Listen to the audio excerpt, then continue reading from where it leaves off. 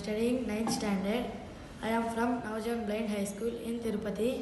Today I talk about indecisive magnet.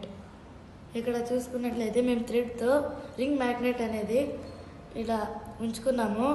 ఇది ఎక్కడికి move అవ్వదు, ఎందుకంటే అటుపక్క ఇటుపక్క మ్యాగ్నెటిక్ ఫీల్డ్ అండ్ ఏమీ లేదు కాబట్టి ఇది స్ట్రైట్గానే ఉంటుంది. అటుపక్క ఇటుపక్క మ్యాగ్నెట్స్ మనం పెట్టలేదు కాబట్టి స్ట్రైట్గా ఉంటుంది. ఇది ఇక్కడ మనము లెఫ్ట్ సైడ్లో మ్యాగ్నెట్ పెట్టినట్టయితే ఇది లెఫ్ట్ సైడ్కే మూవ్ అవుతుంది, ఎందుకంటే లెఫ్ట్ సైడ్ మాత్రమే మ్యాగ్నెట్ ఉంది. ఇది లెఫ్ట్ సైడ్ మాత్రమే మూవ్ అవుతుందంటే ఇటుపక్క మ్యాగ్నెట్ ఉంది కాబట్టి లెఫ్ట్ సైడే మూవ్ అవుతుంది. అదే మనం దీన్ని తీసి రైట్ సైడ్ పెడితే ఇది ఇప్పుడు రైట్ సైడ్ వెళ్తుంది, ఎందుకంటే రైట్ సైడ్ ఆకర్షణ బలం ఉంది కాబట్టి రైట్ సైడ్ వెళ్తుంది. చూసారా, రైట్ సైడ్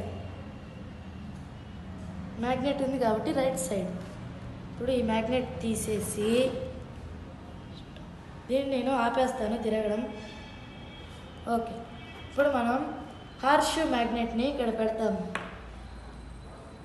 ముందరికి ఇది చూసారా, ముందరికే వస్తుంది, ఎందుకంటే ముందర మాత్రమే హార్స్ షూ మ్యాగ్నెట్ ఉంది కాబట్టి ఇది ముందరికే వస్తుంది.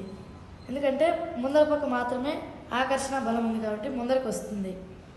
ఇప్పుడు ఈ మ్యాగ్నెట్ తీసేసి నేను ఒకేసారి 3 మ్యాగ్నెట్లు పెడతాను.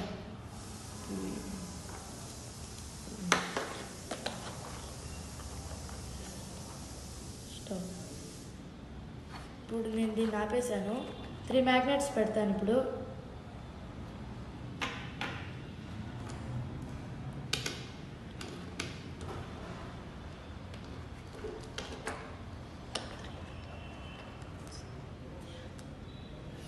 చూసారా, ఇప్పుడు ఇది రైట్ ఆన్ లెఫ్ట్, ఎందుకంటే 2 పక్కల మనకు మ్యాగ్నెట్స్ ఉన్నాయి కాబట్టి రైట్ ఆన్ లెఫ్ట్. ఇక్కడ మనం మిడిల్లో హార్స్ షూ మ్యాగ్నెట్ని పెడదాం.